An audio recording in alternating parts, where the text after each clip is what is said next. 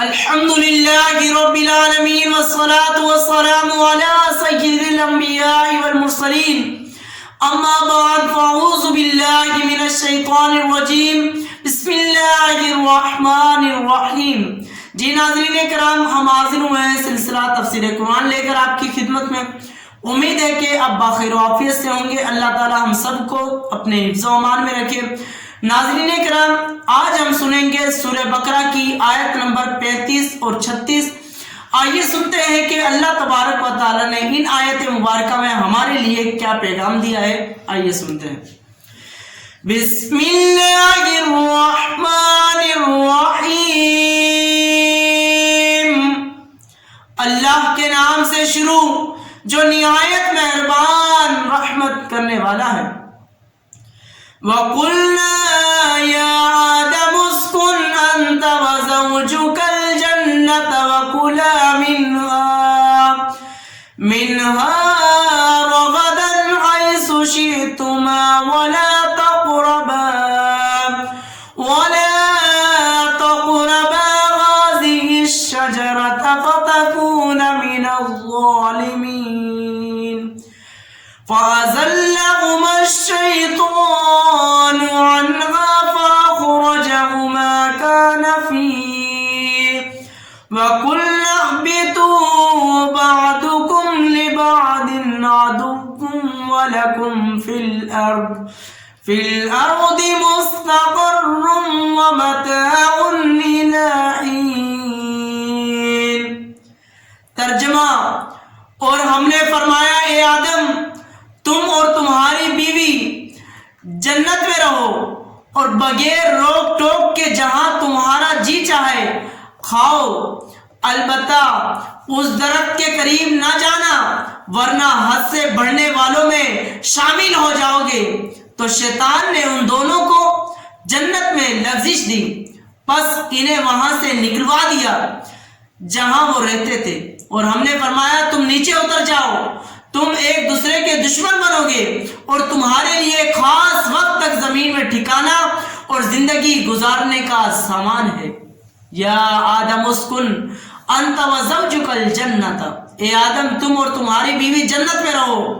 یہاں سے ناظرین کرام حضرت آدم علیہ السلام اور ابلیس کا واقعہ بیان کیا گیا، جس کا خلاصہ یہ کہ حضرت آدم علیہ السلام کو سجدہ نہ کرنے کی وجہ سے شیطان مردود ہوا تھا، لہذا وہ حضرت آدم علیہ السلام کو نقصان پہنچانے کی طاق میں رہا۔ اللہ تعالیٰ نے حضرت آدم علیہ السلام اور حضرت حوا رضی اللہ تعالیٰ عنہ سے فرمایا کہ جنت میں رہو اور جہاں دل کرے بے روک ٹوک کھاؤ، البتہ اس درخت کے قریب نہ جانا۔ شیطان نے انہیں وسوسہ ڈالا اور کہنے لگا کہ تمہیں تمہارے رب نے اس درخت سے اس لیے منع فرمایا ہے کہ کہیں تم فرشتے نہ بن جاؤ اور تم ہمیشہ زندہ رہنے والے نہ بن جاؤ، اور اس کے ساتھ شیطان نے قسم کھا کر کہا کہ میں تم دونوں کا خیر خواہ ہوں۔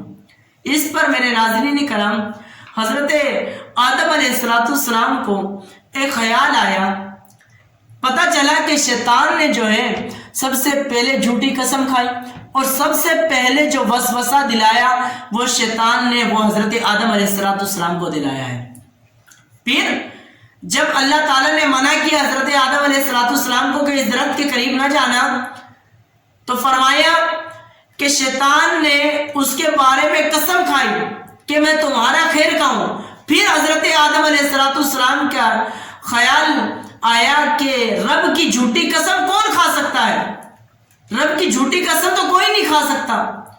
تو فرشتے نے کہا کہ تمہارے رب نے، شیطان نے کہا کہ تمہارے رب نے اس لیے منع کیا ہے کہ کہیں تم فرشتہ نہ بن جاؤ اور کہیں تم ہمیشہ زندہ رہنے والے نہ بن جاؤ، لہذا شیطان نے وہ کھلا دیا قسم کھا کر۔ تو حضرت آدم علیہ السلام سوچنے لگے کہ جھوٹی قسم کون کھا سکتا ہے۔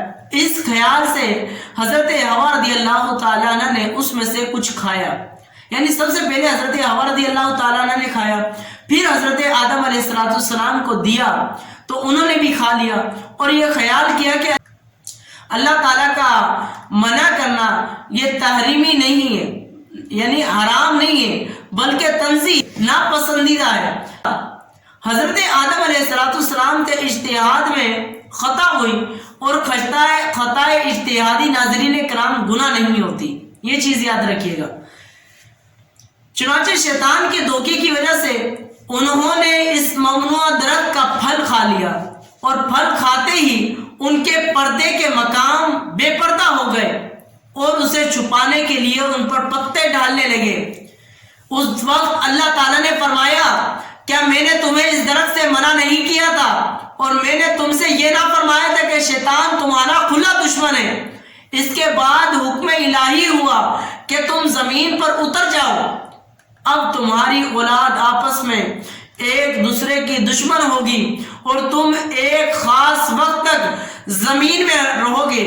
زمین پر تشریف آوری کے بعد حضرت آدم علیہ السلام ناظرین کرام ایک عرصے تک اپنی لغزش کی معافی مانگتے رہے، حتیٰ کہ آپ علیہ السلام کو اللہ تعالیٰ کی طرف سے چند کلمات سکھائے گئے۔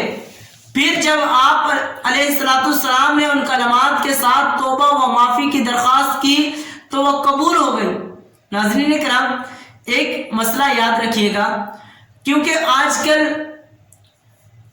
یہ جو دور ہے جس کا جو چیز جی چاہتا ہے بول دیتا ہے، یہاں تک کہ مذہبی معاملات اور اہم عقائد میں بھی زبان کی بے احتیاطیاں شمار سے باہر ہے۔ اس میں سب سے زیادہ بے باکی جس مسئلے میں دیکھنے میں آتی ہے وہ حضرت آدم علیہ السلام کا جنتی ممنوع درخت سے پھل کھانا ہے۔ حضرت آدم علیہ السلام کی طرف نافرمانی اور گناہ کی نسبت کرنا حرام ہے۔ ائمہ دین نے اس کی تصریح فرمائی، بلکہ ایک جماعت علماء کرام نے اسے کفر قرار دیا ہے کہ جو یہ کہے جو حضرت آدم علیہ السلام پر بہتان لگائے تو علماء کرام نے اس پر جو ہے وہ کفر کا حکم لگایا ہے کہ تم کسی طرح بھی حضرت آدم علیہ السلام کو غلط ثابت نہیں کر سکتے، اور نہ وہ غلط تھے، اور جو مجتہد ہوتا ہے اگر وہ کام کرتا ہے، نیا کام کرتا ہے، اس میں اجتہاد کرتا ہے، اگر وہ کام درست ہو جاتا ہے تو رب کی طرف سے اسے 2 نیکیاں ملتی ہیں، اگر وہ کام صحیح نہیں ہوتا تو اس پر فقط 1 نیکی ملتی ہے۔ اجتہادی خطا تو وہ ہے جس پر 1 نیکی ملے۔ حضرت آدم علیہ السلام سے جو اجتہادی خطا ہوئی ہے اس پر ان کو 1 نیکی ملی ہے۔ آگے فرمایا وَلَا تَقْرَبَا، اور قریب نہ جانا۔ آیت میں اصل ممانعت درخت کا پھل کھانے کی ہے، لیکن اس کے لیے فرمایا کہ قریب نہ جانا۔ اس طرز خطاب سے علماء نے یہ مسئلہ نکالا ہے کہ اصل فعل کے ارتکاب سے بچانے کے لیے اس کے قریب جانے سے بھی روکنا چاہیے۔ یعنی اللہ تعالیٰ نے پھل کھانے سے منع کیا تو فرمایا کہ اس کے قریب نہ جانا، یعنی بچوں کو سیڑھیوں پر گرنے کا جب خطرہ ہوتا ہے تو سیڑھی کے قریب جانے سے بھی بچایا جائے، تو احتیاط اسی میں ہے۔ جو باتیں کی اللہ تعالیٰ اس پر ہم سب کو عمل کرنے کی توفیق عطا فرمائے، حقیقی معنوں میں قرآن کریم کو سمجھنے کی توفیق عطا فرمائے۔ آمین بجانب صلی اللہ تعالیٰ علیہ وسلم۔